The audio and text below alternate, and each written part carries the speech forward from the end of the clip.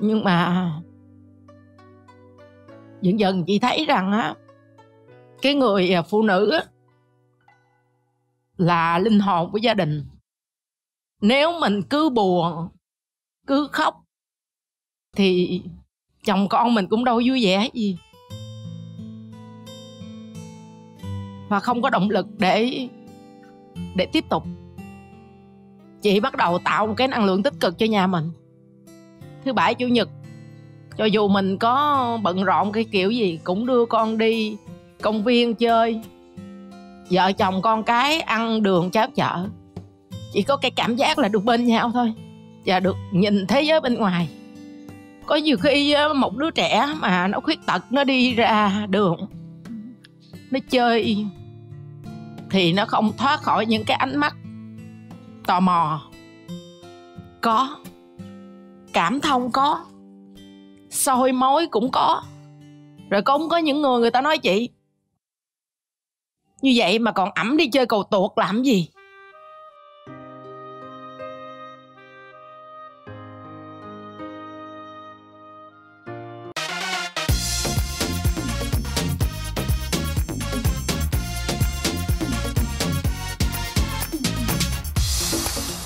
Chị đưa con lên bệnh viện Nhi Đồng điện não. Bác sĩ nói con bị bại não.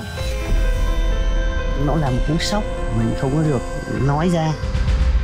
Thật ra lúc đó mình không có nghĩ tới là nghỉ ngơi giờ nào. Thậm chí lần đầu tiên chị được make up là chị đám cưới, và bữa nay là lần thứ 2.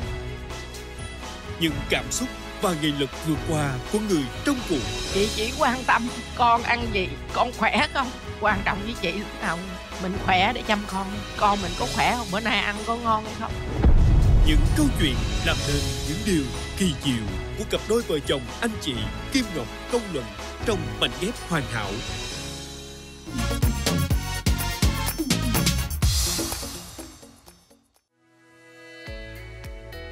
Quý vị khán giả đang cùng đến với chương trình Mảnh ghép hoàn hảo, một chương trình đặc biệt dành riêng cho những cặp đôi đang yêu nhau, những cặp đôi đã kết hôn, mới kết hôn hoặc là đã kết hôn nhiều năm. Chúng ta vẫn luôn tìm kiếm hạnh phúc cho riêng mình, và để có được điều này thì chúng ta sẽ luôn cần sự cố gắng. Thưa quý vị khán giả, có những biến cố đến với cuộc đời chúng ta mà không có bất kỳ một dấu hiệu báo trước nào. Chúng ta không mong biến cố xảy ra, nhưng đôi khi cũng phải cảm ơn, bởi vì nó giúp cho chúng ta mạnh mẽ hơn. Và biết đâu qua những biến cố lại xuất hiện những điều kỳ diệu. Câu chuyện của ngày hôm nay là như vậy. Và trước khi gặp gỡ những nhân vật chính, hãy cùng chào đón một người bạn đồng hành của Mảnh ghép hoàn hảo, tiến sĩ tâm lý Tô Nha. Wow, trời ơi, hình như là hơi bị nổi quá đúng không? Thôi ngồi đi được rồi. Vậy là câu chuyện ngày hôm nay là câu chuyện gì mà nghe rón rén thì cũng thấy có vài những cái từ khóa đủ để đợi chờ đó. Cái mà ông nghĩ là nó sẽ động lại ngày hôm nay đó chính là những cái điều thật là diệu kỳ. Và mình nghĩ rằng là điều diệu kỳ luôn có thật. Hấp dẫn nha. Tại vì sao? Tại vì rất là nhiều hành trình mảnh ghép hoàn hảo thì chúng ta sẽ nhận ra là hành trình nào cũng diệu kỳ. Mà ngày hôm nay cái từ diệu kỳ được ốc nhắc đi nhắc lại như vậy, tức là nó phải đậm đà dữ lắm luôn á. Tức là cái điều diệu kỳ này nó rất là kỳ diệu đó. Ok, chúng ta sẽ cùng gặp gỡ những nhân vật chính của ngày hôm nay, chị Kim Ngọc và anh Công Luận. Anh thì làm nghề thầy giáo dạy bên kỹ thuật điện giai đoạn 1. Còn vợ thì dạy bên tin học. Anh chị kết hôn được 11 tháng thì sinh ra bé Phúc rồi. Đến tháng thứ 6 á, thì chị mới thấy Phúc nó không có ngồi được. Mặc dù á, gương mặt nó vẫn tuấn tú khôi ngô, ánh mắt nó vẫn giao tiếp với mình được, nhưng mà cái mốc vận động nó không có đáp ứng được. Thì chị mới đưa con lên bệnh viện Nhi Đồng điện não. Thì sau khi điện não xong thì bác sĩ nói con bị bại não. Cái cảm giác của chị lúc đó là giống như có ai vừa đẩy mình xuống vực á. Một cuộc phỏng vấn ngắn, cái câu nói của người mẹ đã nói hết tất cả những gì mà họ đã phải trải qua. Cảm giác giống như là bị đẩy xuống vực đó, Tô Nha. Không có một chỗ nào để bám víu hết, chỉ có là rơi thẳng thôi đó. Nó không dễ để đối diện đâu ốc. Khó lắm. Nó rất khủng khiếp. Mình có những cái quan sát thường ngày trong công việc của mình, và mình hiểu rằng là phụ huynh khi mà đón một đứa trẻ đến với cuộc đời và con không may gặp những cái chướng ngại á, Thực ra mình cũng không thể đo đếm được là nỗi đau nào nó lớn hơn nỗi đau nào, nhưng mà rõ ràng nó là những cái cú sốc rất khủng khiếp khi họ làm cha mẹ. Đó là cậu bé Phúc. Thực ra là con đã lớn rồi, con 21 tuổi rồi. Mình nghĩ rằng là mình sẽ có nhiều cái để nghe cho cái hành trình 21 năm như vậy. Chắc là Ốc sẽ ở đây để gặp gỡ chị Kim Ngọc. Rồi, chúng ta sẽ gặp nhau sau khi chúng ta được trò chuyện cùng với hai anh chị siêu nữa rồi.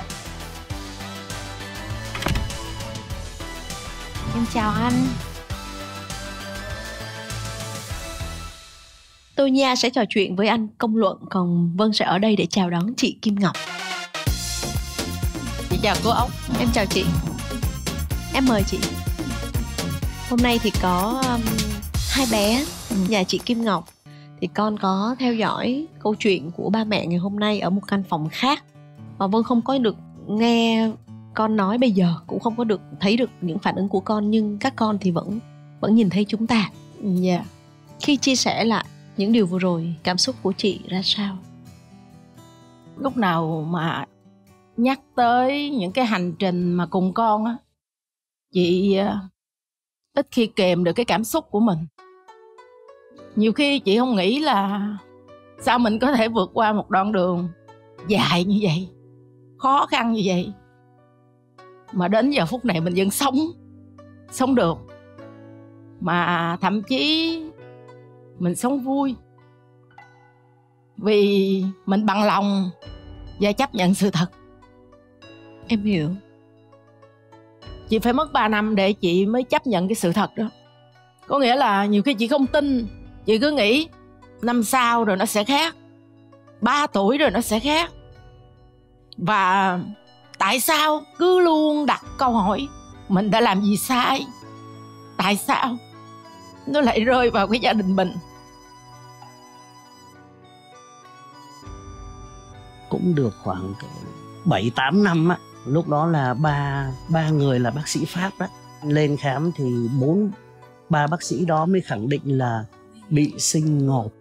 Tới lúc mà mình sinh Lúc con bị sinh ngộp vậy thì là một cái biến chứng thai sản mà tạo nên. Đúng.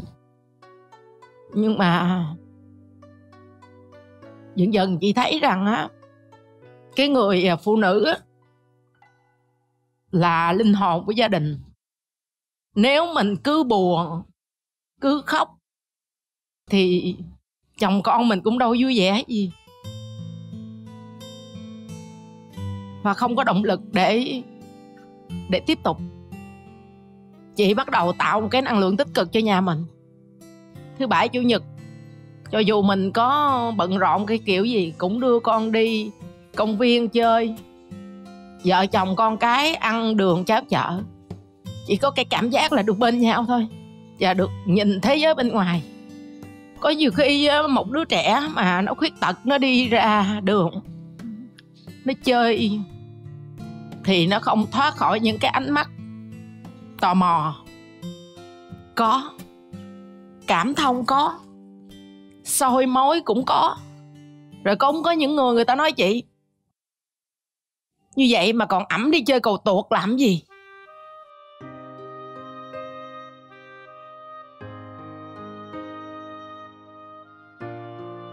Nhưng mà chị không có quan tâm. Chị chỉ quan tâm cảm xúc của chính mình và con mình.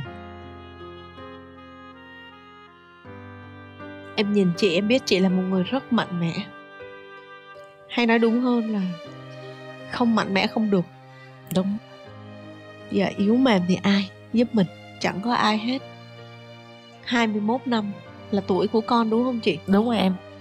Mà chị nhắc lại em vẫn có cảm giác giống như nó mới xảy ra đây thôi. Đúng rồi. Tức là nó là một cái điều quá khủng khiếp. Giai đoạn nào là giai đoạn chị cảm thấy nó cùng cực nhất khi mà nuôi Phúc?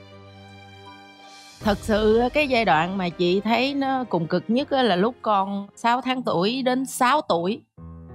Là cái giai đoạn đó con nó bệnh vặt liên tục. Nó có nghĩa là ngoài cái bệnh bại não thì nó có những cái bệnh là cơ hội, ví dụ như viêm phổi, viêm phế quản, tiêu chảy. Nó cũng là nó ăn cái gì không được thì nó cũng bệnh, hoặc là bất kể cứ thời tiết như thế nào thì nó cũng phải nhập viện nhi đồng. Có nghĩa là cái mốc mà bắt đầu qua khỏi 6 tuổi nó mới hết nằm như nhi đồng. Còn hầu như là tuần nào cũng phải bế con chạy 40-50 cây số để lên cấp cứu ở Nhi Đồng 1. Chị đang sống ở đâu ạ? Chị ở Long An.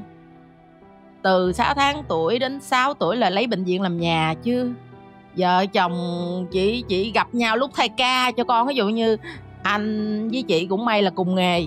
Ví dụ như ở nhà dạy học thì ảnh dạy thế chị được, thì chị đi bế con đi bệnh viện. Rồi thí dụ trong vòng 1 tuần ảnh lên ảnh thay chị thì chị về chị dạy học. Có khi nào anh thấy là chị rơi vào cái tình trạng mệt mỏi cùng cực chưa? Có nhiều lắm. Dạ. Nên mình phải thay đổi. Nhiều khi tại vì nó bị stress dạ, thì đúng cũng rồi. khó mà khuyên. Khó mà khuyên thì chỉ có thay đổi bằng hành động thôi. Nên là nói chung là em làm tất cả. Hồi đó thì ví dụ như mình còn trẻ mà, dạ. thì cũng muốn sẽ làm cái này làm cái kia. Trong khi bạn bè mình tốt nghiệp ra trường á, mình vẫn có những cái khát vọng lớn, đúng không anh? Khát vọng lớn, dạ. Và đến khi mình bị cái đó nó là một cú sốc. Mình không có được nói ra. Dạ vậy đó. Và mình tự thấy là đôi khi có những cái ham muốn mà nó đơn giản hơn, Rồi cũng phải bỏ. Hai vợ chồng bỏ dạy nhà nước. Dạ. Nên là anh cũng cảm thông cho cái điều đó ở vợ mình. Vậy thì ngược lại, em tin rằng là anh cũng mỏi mệt chứ. Tại vì tất cả chúng ta cũng là con người thôi.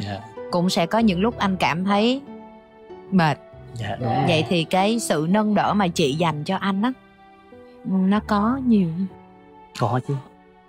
Chứ hai vợ chồng quan tâm với nhau chứ. Dạ. Có lúc nào mình phải chăm con nhiều quá mình không thể làm được.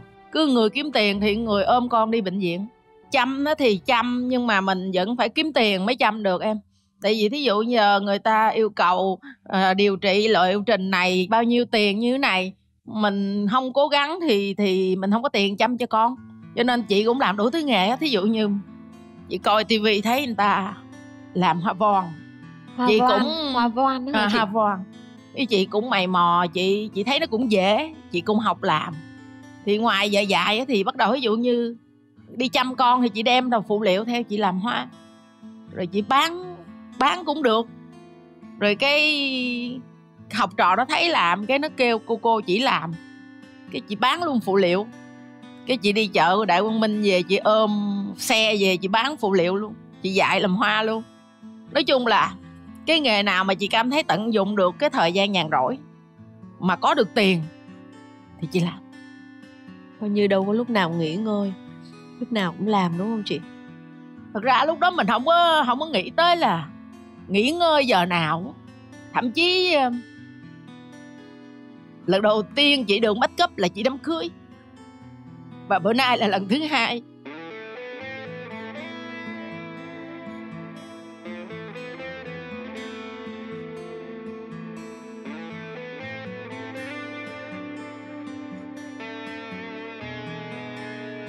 Chị chỉ quan tâm con ăn gì, con khỏe không. Chị không có một cái bộ đồ để trang điểm ở nhà đâu. Anh có quan sát thấy điều đó không? Dạ. Cái việc mà chị sẽ không trang điểm, chị không phục sức, chị không chăm lo cho mình, chị tự nguyện làm điều đó.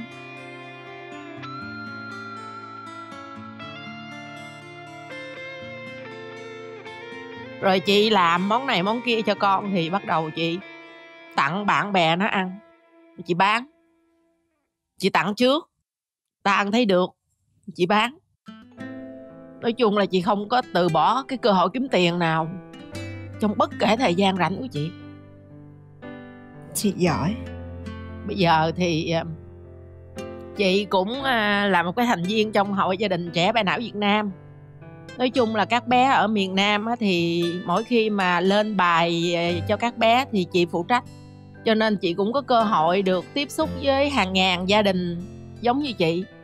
Thì bây giờ chị lại có mạng xã hội thì chị chia sẻ với các em đó những cái bế tắc, những cái rắc rối trong hôn nhân của nó, rồi cái cách chăm con của nó, để cho các em nó rút ngắn cái thời gian đau khổ lại. Và nó mau bằng lòng, mau lấy năng lượng để các em nó vượt qua giống như mình. Em hơi khó mở lời bởi vì em cũng bị xúc động. Em rất là thấm câu chị nói là đời chị trang điểm có 2 lần. Lúc mà chị đám cưới và lúc mà chị quay hình ngày hôm nay. Tại vì khi mà con mình bị như vậy á, người thân mình bị như vậy, mình không có thiết tha. Mình không thiết tha mình xinh đẹp. Nhưng mà hôm nay em cũng muốn nói với chị là chị rất đẹp. Chị cảm ơn. Nhìn chị rất là nhiều năng lượng. Và em hiểu rằng là những cái khó khăn và thử thách nó vẫn ở đó chứ nó chẳng đi đâu hết á. Chị vẫn phải cố gắng như vậy thôi. Đúng rồi. Nhưng mà ít nhất là chị đã tìm được động lực sống của mình. Và chị truyền cho những người thân của chị. Chứ còn bây giờ ủy mị, ủ dột, than thân trách phận, nó không thay đổi được gì hết. Đúng rồi. Rồi đến bao lâu thì chị quyết định là có bé nữa hả? Bé nữa là quyết định của hai vợ chồng không? Có hay nghĩa là như ạ? này em. Phúc á thì nó thích trẻ con ở sớm tới chơi lắm. Nó thích được chơi gì, bởi vì nó không có được đi học nên nó thích được chơi với trẻ con. Mà mỗi lần người ta tới chơi, người ta đi về á, thì nó khóc mà nó khóc tím mặt hết. Nó khóc mà nó nín thở luôn, nó xanh mặt hết. Ý chị mới nghĩ rằng á, bây giờ người ta có tới chơi, người ta cũng chơi chút xíu người ta về đâu. Với lại một cái đứa trẻ mà bệnh như nó cũng ít có ai thích, ít có ai mà chịu chơi với nó lâu, trừ người thân của nó thôi. Lên bệnh viện Hùng Vương chị mới nhờ bác sĩ tư vấn là chị có thể sanh một đứa con bình thường được hay không. Thì lúc đó tại thật sự chị chưa biết nguyên nhân gây bại não của bé Phúc, cho nên chị rất là hoang mang. Chị không biết là cái đứa kế tiếp nó như thế nào. Thì các bác sĩ cũng tận tình tư vấn và hướng dẫn chị. Thì chị cũng biết ơn các bác sĩ ở bệnh viện Hùng Vương đã giúp chị là có một cái bé gái có động lực để sanh một cái bé gái nó ngoan, năng động và trộm vía từ nhỏ tới lớn. Nó chưa biết cái mùi bệnh viện với mùi bác sĩ. Có nghĩa là thằng anh đó thì ở bệnh viện suốt, thì bù lại em á, nó lớn hồi nào chị không hay luôn. Như bé chị là mấy tuổi chị bé sau 4 năm em. Và nó tự lập. Nó tự lập từ lúc nó 8 tháng tuổi là nó tự bóc cơm ăn. Chị cũng chưa thấy đứa trẻ nào mà 8 tháng bóc cơm ăn. Nhưng mà cũng may mắn là nó cũng ngoan quá mức quy định. Có nghĩa là ông trời ông cũng bù chị. Mà Phúc thì nó cũng có một cái điều kỳ diệu là may mắn là từ 6 tuổi tự nhiên nó biết chữ em. Có nghĩa là nó chưa đi học ngày nào, nó chỉ ở bệnh viện thôi. Đến năm mà nó được 6 tuổi thì lúc đó chị có tình cờ chị xem cái chương trình của VTV V3. Thì chị được xem cụ Nguyễn Tề Thu chăm cứu. Thì chị lúc đó vợ chồng mới gom hết tiền để đi Hà Nội một chuyến. Có nghĩa là không đi tới nơi thì không chịu được. Hai cha con nương náo cái viện chăm cứu trung ương. Thì cũng một ngày em biết không, chăm cây kim, 6 cây kim 2 tấc, mỗi một cây dài 2 tấc, và hơn 10 cây kim nhỏ trên đầu. Nhưng mà sau chăm được 10 ngày thì con nó giống như nó bị kiệt sức, nó không còn sức chịu đựng, nó như là cọng bún rồi. Thì anh mới hoảng quá, anh mới nói anh sợ nó chết á. Anh nói thôi ẵm về, không chăm nữa. Nhưng mà sao về nhà được 3 ngày nó lên máy vi tính nó đánh: mẹ ơi, Hà Nội đang có hội nghị APEC năm 2006. Cả nhà chị kêu bằng không thể tin được đây là thằng Phúc viết. Tại vì hồi đó giờ chị chưa dạy nó bảng chữ cái A, B, C. Có nghĩa ở bệnh viện không thì làm sao mà đi học. Mà nó ăn chưa xong, nó ngủ chưa rồi thì đâu có nghĩ tới chuyện dạy chữ cho nó. Nó tự biết chữ em. Rồi bao nhiêu cái bảng hiệu ở thành phố Tân An nó viết ra hết. Thế là đó là cái máy tính mà con vẫn hay chơi bình thường. Giáp cho nó một cái máy vi tính. Dạ. Ngoài những cái lúc nó tập đi, dạ, Vậy thì trên cái máy tính đó là con sẽ được xem các cái chương trình. Dạ. Nói chung nó giỏi, vi tính thì nó giỏi. Dạ. Hiện giờ là con có thể sử dụng công cụ internet rất là thuần thục luôn. Cài đặt máy được luôn. Cài đặt máy cho những cô chú ở xa như bên Úc, bên Mỹ được qua luôn. Qua TeamViewer là làm được hết. Luôn làm được hết. Là con mày mò con tự học hay là mình phải dạy? Đâu, nó tự chứ. Nó tự học. Tiếng Việt, tiếng Anh là tự biết luôn. Biết tiếng Anh luôn. Dạ. Nó viết truyện luôn mà. Hôm rồi nó viết cái cuộc thi về Doraemon được giải nhất, người bài viết ấn tượng nhất. Dạ. Rồi nó lại mê phim, mê ảnh, mê dựng phim. Thậm chí bây giờ nó làm các cái clip cho câu lạc bộ gia đình siêu nhân á em, cho người ta hướng dẫn cho mấy bé nó tập á. S đưa cho nó, S làm việc với nó qua email nha. Cô muốn là cái nền màu gì, chữ màu gì, đoạn ghi âm sẽ xuất hiện khi nào, rồi đoạn hình ảnh sẽ xuất hiện khi nào. Nó làm cho gia đình siêu nhân. Thì bây giờ nó quay lại nó giúp các em. Mặc dù em nhìn nó giặt dẹo vậy đó, chứ mà ảnh lên mạng xã hội ảnh là một người khác hoàn toàn. Đó là một điều kỳ diệu đấy ạ. Thật sự là một điều kỳ diệu. Nãy em nổi da gà luôn á. Em không lý giải được, em không biết tại sao. Nhưng mà bên trong mỗi một con người, nhiều khi hình hài của họ nó không được như chúng ta, nhưng cái sức sống bên trong họ nó rất là khủng khiếp. Và họ có thể biết đến cái gì luôn. Thì đó chính là câu chuyện của Phúc. Thực sự là một điều kỳ diệu. Chúng ta cảm ơn hai người lớn nữa. Em mời anh ra đây ạ. Chào anh ạ. Chào chị. Thực ra em nghĩ là với câu chuyện này thì tụi em cũng không thể ngăn được nước mắt, nhưng mà nó cũng sẽ không thấm vào đâu đâu. Với những gì mà anh chị đã làm, và cuối cùng rồi thì không phải làm cho riêng anh chị nữa.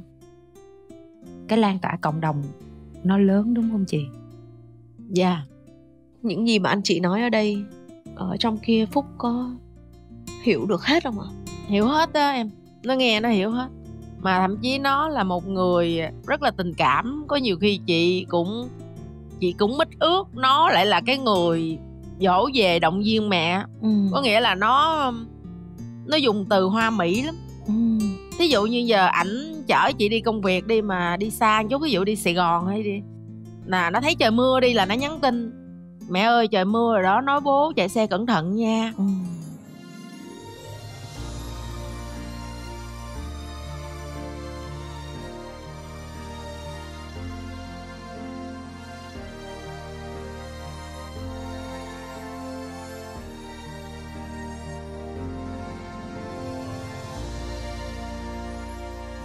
Thực ra em nghĩ có nhiều cái khó lý giải trong cái hành trình lớn lên của Phúc. Nhưng có một chất liệu em tin là vì nó mà ra. Đó là cái đối đãi mà anh chị dành cho nhau trong suốt 20 mấy năm gian khổ. Em có nói chuyện với anh thì rõ ràng anh nói là cái quý giá nhất của cái hành trình chông gai mà anh chị có được, đó là cái sự gắn bó mà hai người dành cho nhau. Cái sự lạc quan. Hai vợ chồng đã kề vai sát cánh. Và em tin rằng với cái bầu không khí tâm lý đó mà Phúc được hưởng thụ á, nó chính là lý do để tạo ra một cái bạn Phúc tình cảm, biết suy nghĩ, biết yêu thương. Thì lại chị nói là Phúc dựng phim, dựng clip cho gia đình siêu nhân. Em thấy đâu cần đâu xa, gia đình chị đó là gia đình siêu nhân rồi. Rất siêu nhân. Không, em biết tại sao không? Cái hội gia đình các trẻ bại não của Việt Nam mình á, được gọi chung là gia đình siêu nhân. Cho nên là những đứa bé như Phúc á, được cái hội gọi là những bé siêu nhân. Cho nên chị, anh Luận làm bố mẹ của siêu nhân thì tự động cũng lên siêu nhân luôn. Nhưng mà nhiều khi á, chị nhận lời tham gia những cái chương trình như vậy, cái mục đích của chị á là chị cũng muốn các mẹ bố siêu nhân, những cái em trẻ mà nó mới nghe con nó bệnh, thì nó hãy bớt cái thời gian đau khổ dằn vặt lại và bớt hỏi tại sao. Có nghĩa là ai cũng phải sống cái phận đời còn lại để lo cho con mình thôi. Mình càng chữa bệnh cho mẹ càng sớm thì con mình nó mau lành càng nhanh. Có nghĩa là khi có một đứa con như vậy thì người mẹ sẽ bị bệnh tâm lý rất là nặng. Mà nếu mình không tự chữa lành cho mình thì ai chữa cho con mình? Mình cứ nhìn lên thì mình thấy đúng là không bằng ai thật. Rồi mình nhìn xuống mình lại thiếu cái sự cố gắng. Thì thôi mình cứ nhìn ngang. Tùy gia đình mà mình nhìn ngang. Mình nhìn ngang một chỗ vậy đó. Nhưng mà anh chị cũng đừng ngại vì những giọt nước mắt đã rơi ngày hôm nay. Cái đó là cảm xúc. Cái đó là cảm xúc. Nó tự nhiên. Cái đó là cảm xúc, chị cũng không có chối bỏ được. Anh Luận, điều anh mong muốn nhất vào lúc này là gì ạ? Có gia đình tiếp tục yêu thương nhau để sống tiếp. Cố gắng thôi. Mình ngồi trong kia với anh, mình biết rằng ở một cái thời tuổi trẻ sôi nổi, các anh chị rất nhiều hoài bão. Khi mà chưa có bé Phúc, khi mà mọi thứ nó chưa tới. Nhưng mà cái hành trình sau khi bé Phúc ra đời, nó chứng minh rằng là thực ra trên đời này cái gì cũng có thể vĩ đại hết. Không phải chức vụ, không phải công danh, mà là mình tròn trịa với cái cuộc sống mình đang có. Nó đã là một sự vĩ đại. Em nghĩ rằng câu chuyện ngày hôm nay chắc em không cần phải nói gì nữa, mà em cũng chưa chắc đã đủ tư cách để nói cái gì nữa. Chúng ta luôn đi tìm kiếm những cái chất liệu thật để bớt, gọi là để bớt rao giảng đạo đức, rao giảng đạo lý với nhau. Thì em nghĩ rằng cái chất liệu ngày hôm nay nó quá thật rồi. Bây giờ thì chúng ta có thể nhìn thấy hình ảnh của bé Phúc cùng với em gái của mình ở căn phòng bên kia rồi đó. Và những gì mà chúng ta đang nói là các con đang nghe được. Nhưng mà với phản ứng vừa rồi của Phúc thì anh chị nghĩ rằng là cảm giác của con như thế nào ạ? Anh nhìn đó mà nó vui á, nó nghe đi phim trường nó háo hức mấy ngày nay á. Nói chung nó là một cái người thích cái ngành truyền hình này dữ lắm. Hèn chi mê của ốc, mà của ốc coi quá trời. Còn Tạo lập một cái nhóm là yêu phim Việt và ảnh làm review, chuyên review phim. Wow. Và ảnh tạo một cái group như vậy á, hội những người yêu thích phim Việt. Và ảnh tự phong ảnh làm act, mà tại ảnh tạo nhóm, đúng rồi, ảnh làm act. Viết kịch bản nữa. 30 phút qua rất có giá trị. Rất có giá trị đối với em, với tôi Nha và những người thực hiện chương trình này. Tại vì nó có quá nhiều cảm xúc và một điều kỳ diệu nó đã xuất hiện trong cuộc đời của anh chị, mặc dù nó bắt nguồn từ một biến cố quá lớn. Và đúng với tên của con, Phúc. Con không có may mắn như các bạn khác. Anh chị cũng đã gặp cái thử thách nó quá lớn này, nhưng từ Phúc ở một khía cạnh nào đó thì nó vẫn đúng, nó vẫn đầy và nó vẫn đủ cho gia đình anh chị. Em thương chúc anh chị sẽ luôn ở bên cạnh nhau, và như những gì mà anh Luận mong ước, chỉ cần gia đình yêu thương nhau cứ như thế này và tiếp tục sống. Cảm ơn anh Công Luận, cảm ơn chị Kim Ngọc. Em nghĩ rằng em cũng muốn dành một lời cảm ơn vì tất cả những gì các anh chị làm nó tạo ra những cái giá trị cho cộng đồng. Mình sống cuộc đời của mình thôi, nhưng mà các anh chị đã tạo lập một cái thành lũy rất là rõ để cộng đồng hiểu rằng có nhiều cái để chúng ta nương tựa. Đó là câu chuyện của anh Công Luận và chị Kim Ngọc ngày hôm nay. Và cô Ốc cũng cảm ơn Phúc nha, vì con đã yêu quý cô Ốc nè. Cảm ơn em gái của Phúc vì đã là một chỗ dựa vững chắc cho ba mẹ và cả anh trai của con. Và cảm ơn quý vị khán giả đã luôn đồng hành cùng mảnh ghép hoàn hảo. Còn bây giờ xin gửi lời chào tạm biệt và hẹn gặp lại quý vị khán giả.